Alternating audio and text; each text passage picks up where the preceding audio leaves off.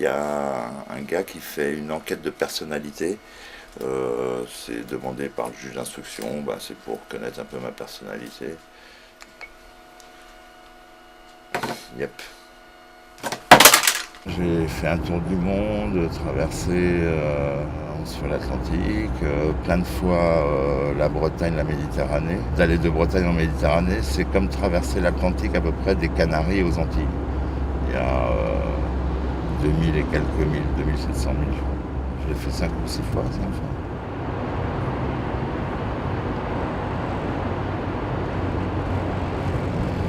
Place de la Concorde.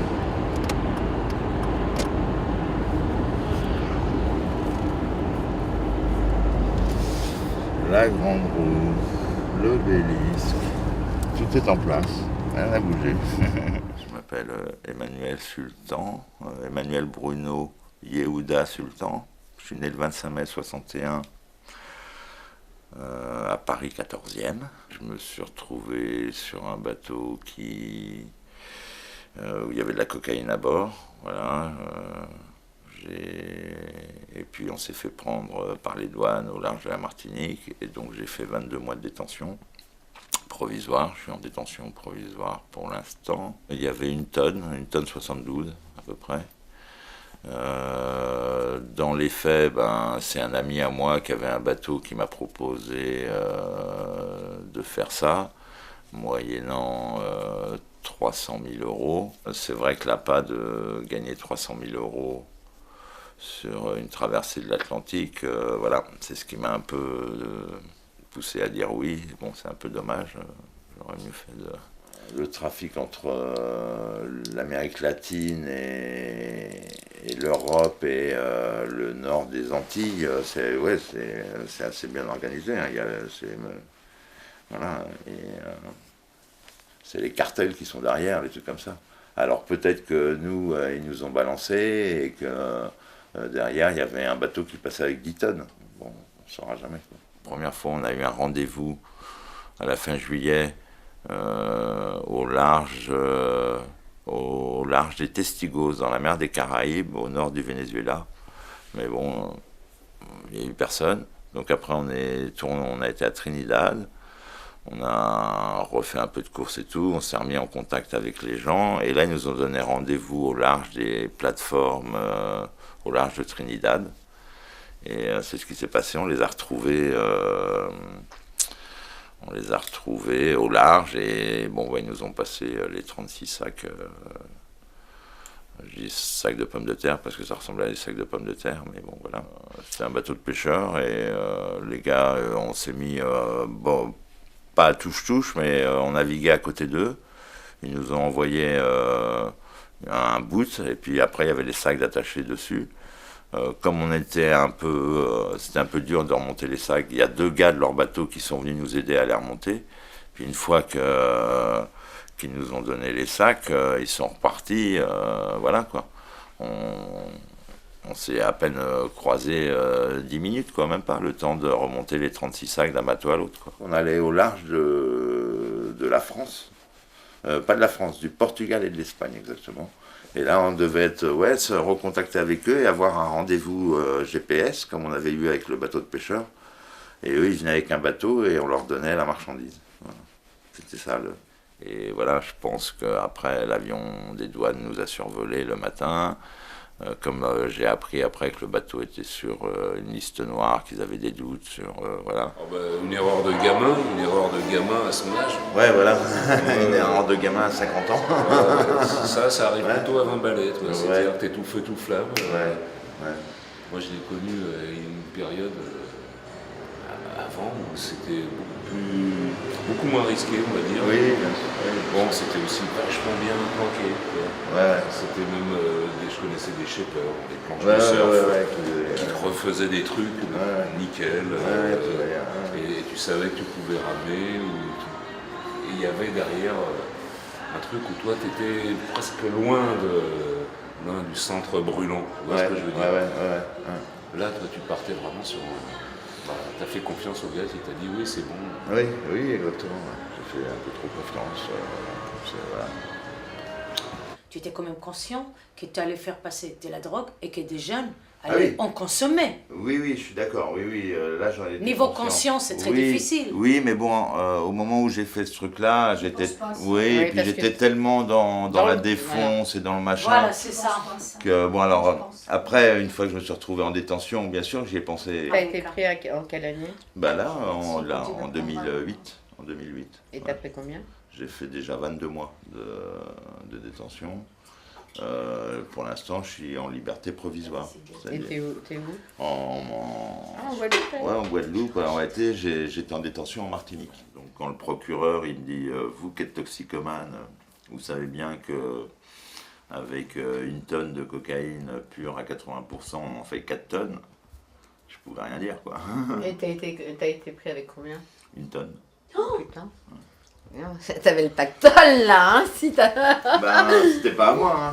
Moi je faisais que le voyage, hein. J'étais la mule. Tout le monde a le droit d'avoir une chance, une deuxième chance, puis retrouver une image...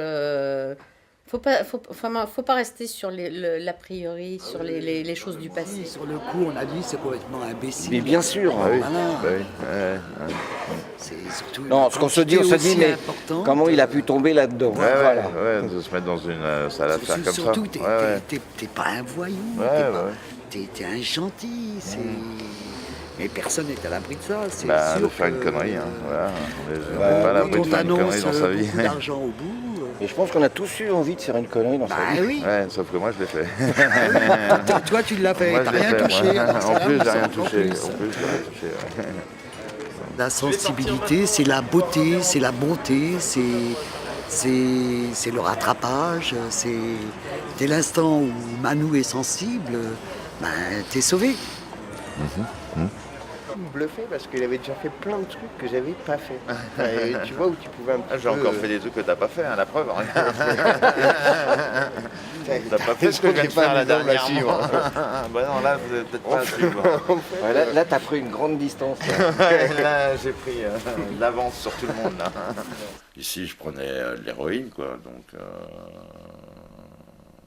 en France et aux Antilles, je fumais pas de crack, sauf à la fin, les 2 dernières années. Moi, j'ai commencé à fumer des joints à l'âge de 13 ans et demi.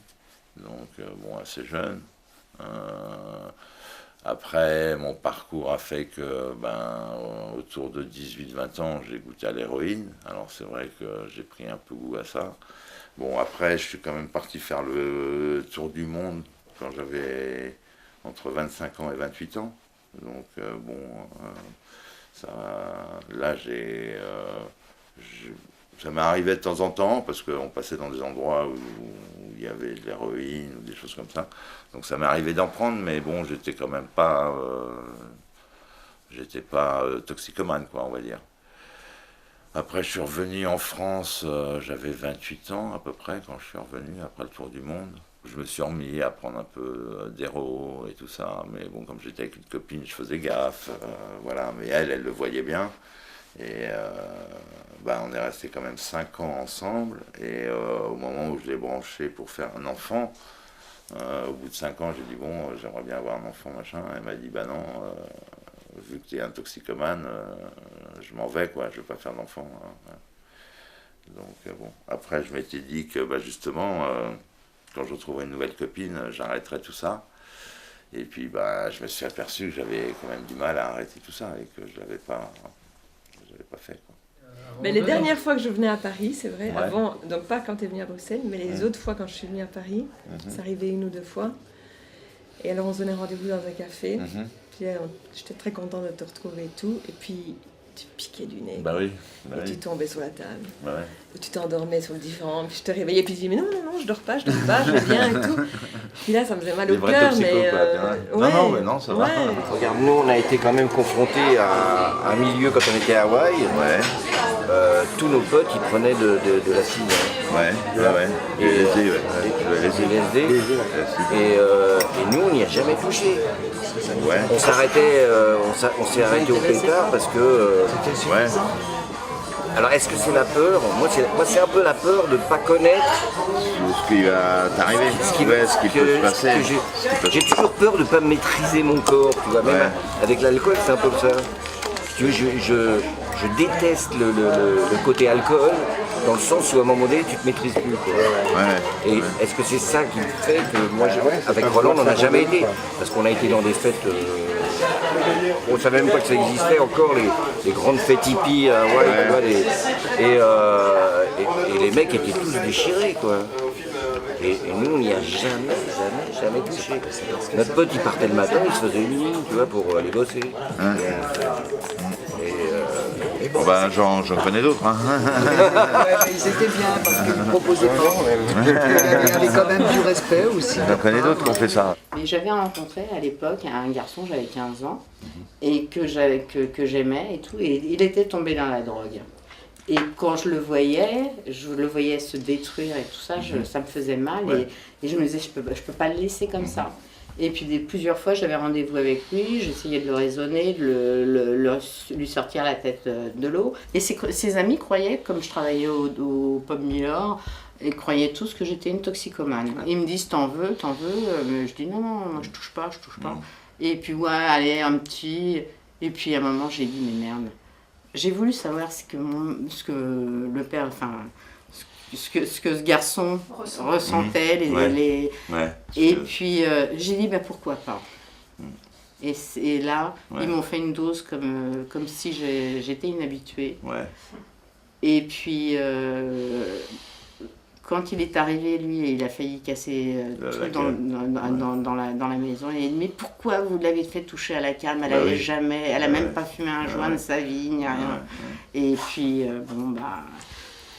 ça s'est fait que je suis restée 4 ans dans la cam. Entre-temps, j'étais rentrée en pharmacie. Parce que lui, il était préparateur en pharmacie. Donc j'étais rentrée en pharmacie et puis aller dans le tableau B, prendre de la morphine, c'était facile. C'était facile. Si j'en prenais pas le matin, soit fallait que je prenne du Subutex. Et soit, bon pas au début, mais soit au bout d'un moment, j'arrivais pas à aller presque bosser, tellement c'était mal foutu, quoi. Ça m'est arrivé de m'injecter de l'héroïne, quoi.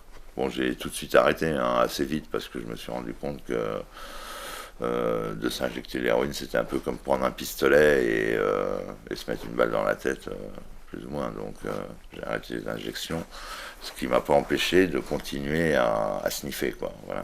T'étais accro tout le temps, tu devais tout le temps être sous les faits. À l'époque, je fumais des cailloux, quoi. Je fumais du crack.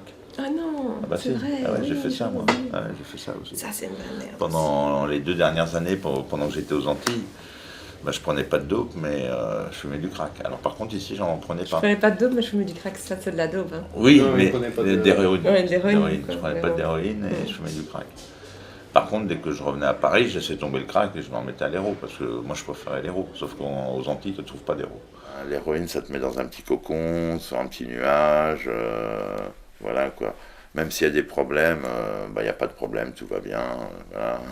Tu as ton petit rail d'héroïne, voilà, tout va bien, quoi. Le monde peut tomber derrière toi. Bon, si c'est une image, hein, mais si tu as ton petit rail, à la limite, voilà. J'ai une copine à moi, une chanteuse à Bruxelles, qui est un peu plus âgée que moi, qui a un fils qui est tombé dans l'héroïne. Son gamin vient voler chez elle, c'est son propre fils, quoi. C'est terrible pour elle. Terrible. Et alors après, elle n'a plus de nouvelles, elle ne sait pas s'il est dans quel coin de Bruxelles, clochard et tout, tu vois. Et ça, c'est... Tandis que... non, moi j'ai toujours bossé pour me payer ma défense. Voilà, c'est ça, quoi. T'as pas dealé non plus. Je dealais pas, tout ça. T'as jamais dealé. Non. Moi je disais que j'étais un toxicomane intégré au système.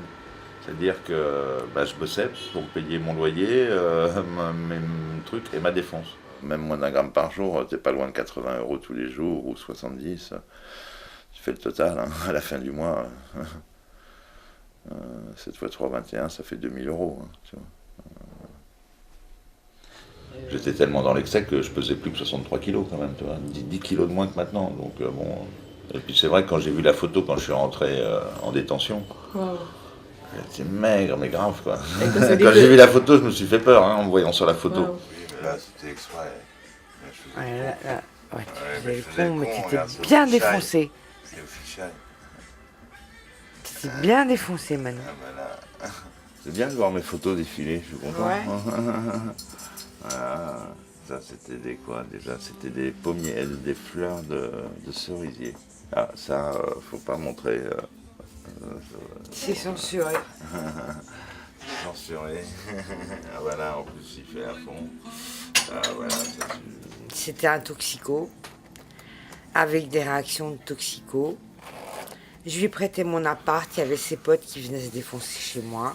Et il me brûlait les draps, il me salopait, il me perdait mes textes, il me salopait. Et surtout, ses potes venaient se défoncer chez moi. Et donc, je lui en voulais à mort, quoi. Et donc, le résultat, c'est que pendant qu'il a été en prison, je lui ai pas écrit pendant 1 an. C'était imbuvable, ingérable, indigérable, ouais, indigeste au possible. Et des fois, ben voilà, j'ai pu nous ramener à quelque chose de plus humain, de plus abordable, de plus disponible pour les autres. Ouais.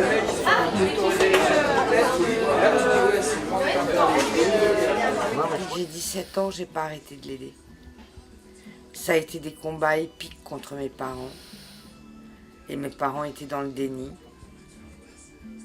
Et moi, je leur disais, c'est grave, hein, il va finir par en mourir. Et je pense que s'il n'avait pas fait de la prison, il serait mort. Donc, c'est un mal pour un bien. C'est un mal pour un bien. C'est-à-dire, ça reste stoppé dans ce qu'il pouvait... comment il pouvait appréhender la vie, et ça, je pense que la prison ramène une certaine réalité, et que voilà, je pense qu'il va faire autre chose du restant de sa vie, et que ça peut être, comme dirait le titre, c'est le premier jour du reste de sa vie. Mais petit, mon frère avait des TOC. Jusqu'à l'âge de 7-8 ans, il a eu des TOC très importants. Genre, il se lavait les mains 40 fois par jour, il se mettait 3 gants ou deux paires de gants quand il sortait sur le balcon. À d'autres moments, il voulait mettre ses doigts dans les prises. Bon, bah ça, c'est plus tout le monde. Mais lui, c'était répétitif. À d'autres moments, il devait vérifier que toutes les portes étaient fermées. Enfin, il a eu comme ça des TOC dont mes parents se sont pas occupés, abandon.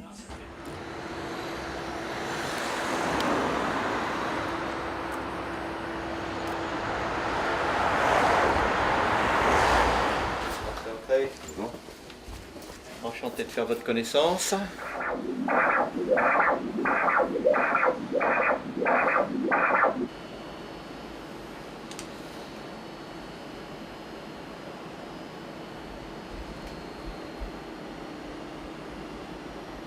comme dans un torrent, hein, quand il y a un rétrécissement, là où circule le liquide,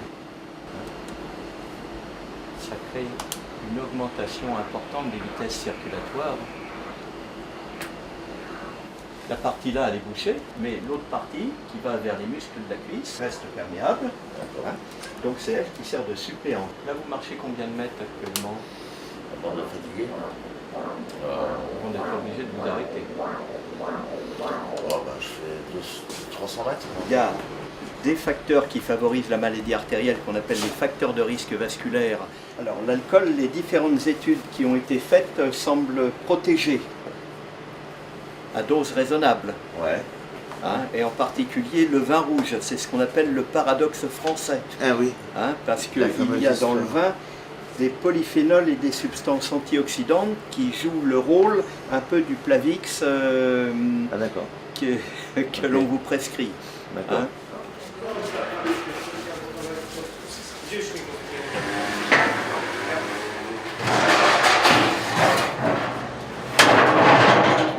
Rappeler mes anciens employeurs, et le théâtre de l'Odéon donc m'a proposé de me rembaucher. Donc voilà, là en ce moment je bosse pour eux. J'aurais bossé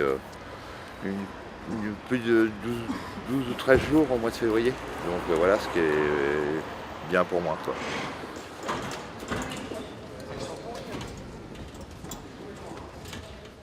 suis resté 5 mois, donc en cellule à 4 dans 9 mètres carrés. Bon, comme j'avais commencé le traitement contre l'hépatite en détention, j'ai dû en passer 14 tout seul à peu près quand même. Ce qui est, bon, avec toutes les histoires de surpopulation carcérale, c'est presque du luxe, quoi, de se retrouver tout seul en détention, parce que, voilà, par exemple à Ducos, donc, qui est le centre de détention de la Martinique, il y avait 513 places et on était 950. Bon, alors il paraît que la Martinique, c'est une des prisons les plus tranquilles, quoi. C'est le Club Med, ils vont dire le Club Med des prisons, on va dire. C'est pour ça d'ailleurs que quand je parle de la détention, je dis que j'étais au Club Med. La détention rapproche de Dieu. Comme je suis de confession juive, je me suis rapproché de la Torah. Il n'y a plus que Hachem qui peut me sortir de là. Donc voilà, je me suis mis à prier Dieu. Et donc j'ai demandé à voir un rabbin pour connaître comment on faisait les prières, les choses comme ça, tout ça. Et donc il est venu me voir. Il s'est avéré que il n'y avait pas de rabbin en Martinique, mais c'est le rabbin de Guadeloupe, donc qui est venu me voir quand il venait en Martinique faire des circoncisions. Et bon, il m'a amené les livres, les téphilines, le talet, tout ça, bon voilà. Et voilà, je me suis mis à lire la Torah, à me rendre compte que, en fin de compte, dans la Torah, il y avait quand même des choses bonnes et qui m'aidaient à ne pas retourner sur le mauvais chemin, quoi. C'était un soutien. C'est une corne que tu sonnes à la fin de Kippour et d'autres fêtes. Et ça, regarde, ça vient de mon grand-père qui était rabbin. Ça, c'est un truc d'Esther. C'est vachement beau en plus. C'est un truc en ivoire, c'est hyper vieux. Et si tu regardes bien, chaque début commence par la même lettre. Tu vois. Donc, tu vois, ici, il rallonge les lettres pour pouvoir ici commencer avec la même lettre qu'avant. Ça s'appelle une menorah d'Esther. Et c'est bientôt qu'on va la lire. Il faut lire ça, tu vois, c'est bientôt, c'est au mois de mars. C'est au moment de Pourim. Alors c'est le fait d'être au placard en Martinique qui t'a donné envie d'aller te rapprocher de la religion. Ouais. Et je suis pas le seul, hein, parce que ça fait ça à beaucoup de détenus. Ah ouais, j'ai remarqué, ouais. Beaucoup de détenus se rapprochent de la religion. Alors, de chacun de sa religion, mais voilà. Et j'en avais discuté avec un surveillant et même avec mon psy, qui m'expliquait que quelque part, c'est normal parce que tu n'as plus grand chose auquel te raccrocher quand tu es là-bas. Donc tu te raccroches, c'est une des choses à laquelle tu peux te raccrocher, quoi. Voilà. La religion. Bah oui, parce que tu te retrouves dans un endroit fermé où tu as tous tes repères. Ouais. Donc, quelque part, il faut une béquille et souvent, la religion, voilà, c'est un truc à se rapprocher. Ouais, exactement. Ouais. On serait plus la littérature. La religion, elle me fait pas rêver. Je me suis documenté, j'ai lu, machin. Je m'en suis éloigné de très loin. Ouais.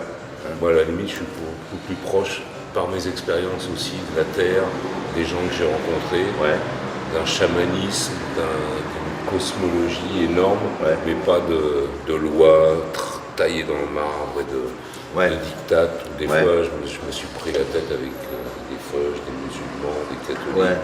Je disais, mais vous récitez des trucs, vous ne comprenez même pas ce que vous dites. Alors, et le mec, il me dit, oui, c'est vrai, il y a des trucs. Je dis, mais tu te rends compte? Je dis, moi, je crois au téléphone, mais j'apprends pas le bottin par cœur.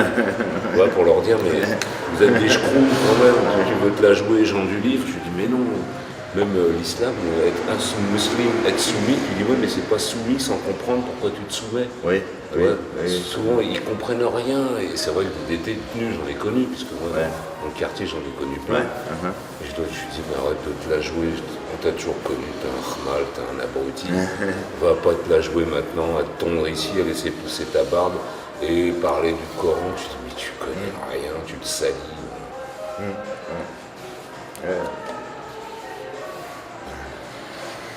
Moi, je suis assez sévère là-dessus. Tu dis, bah oui, mais quand vous n'avez pas de béquille, vous raccrochez à la petite rose qu'on vous tend.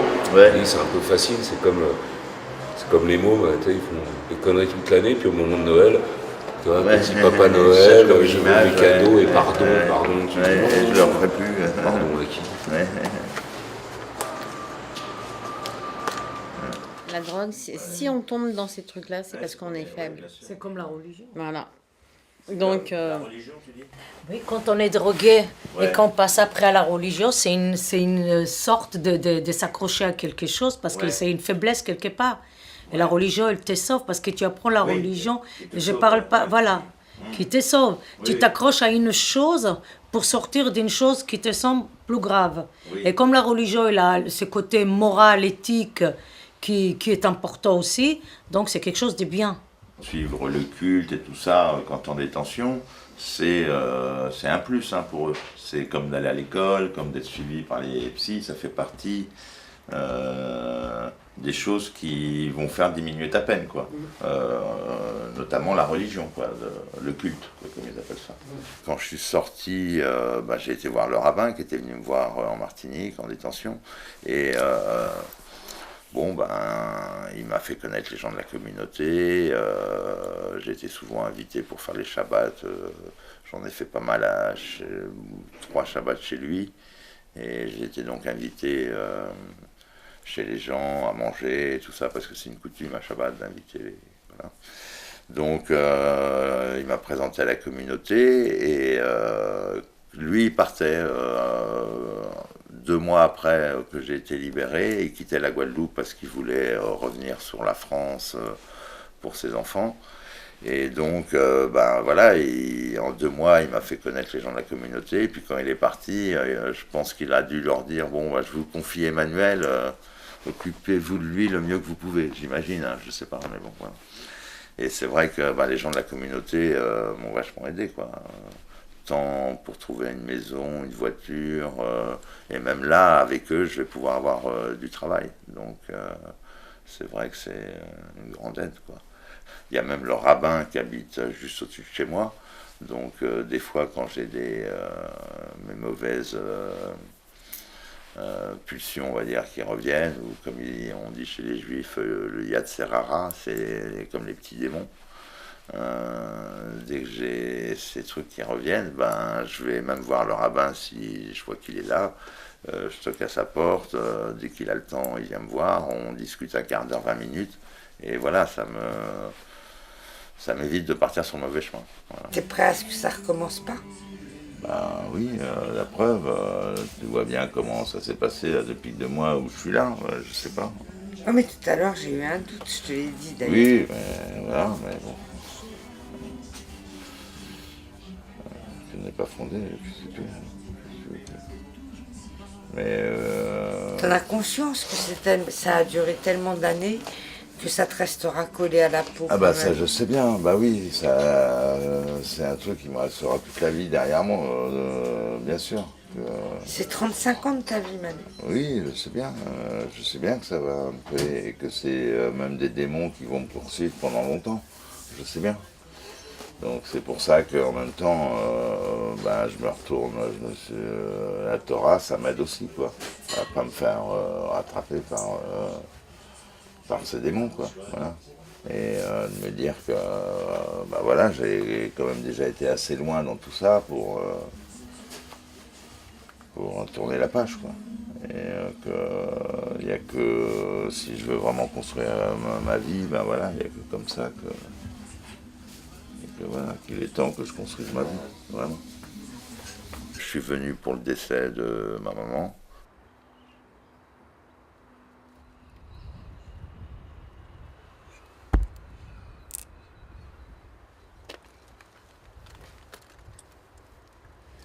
Et alors tes parents, tout ça, c'est toi qui as dû prévenir, non?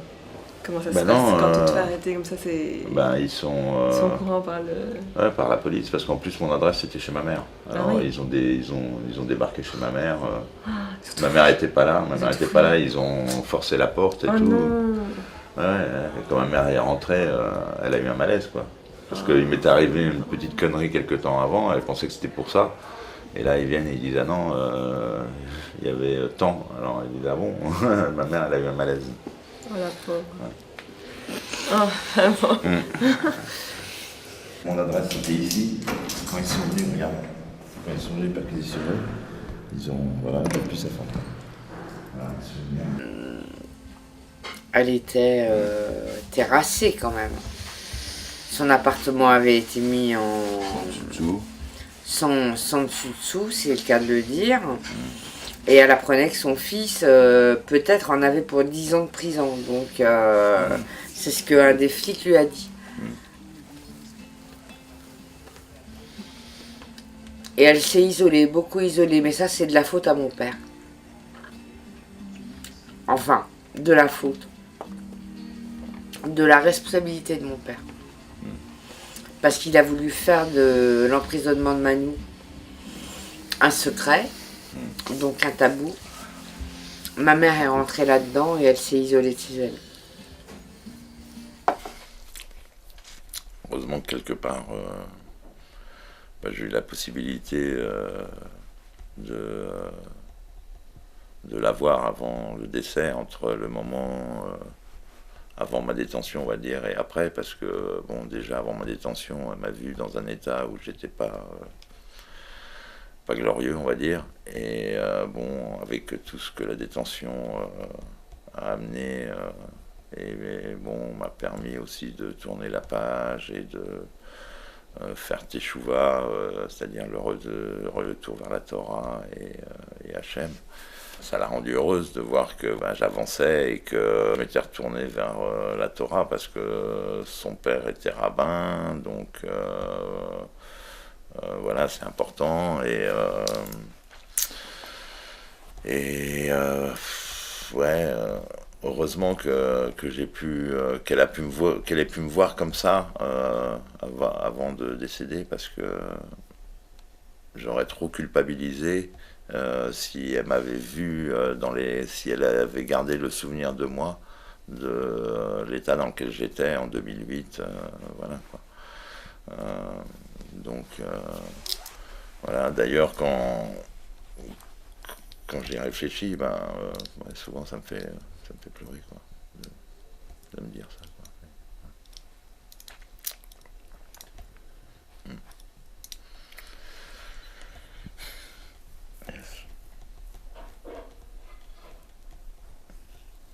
D'accord.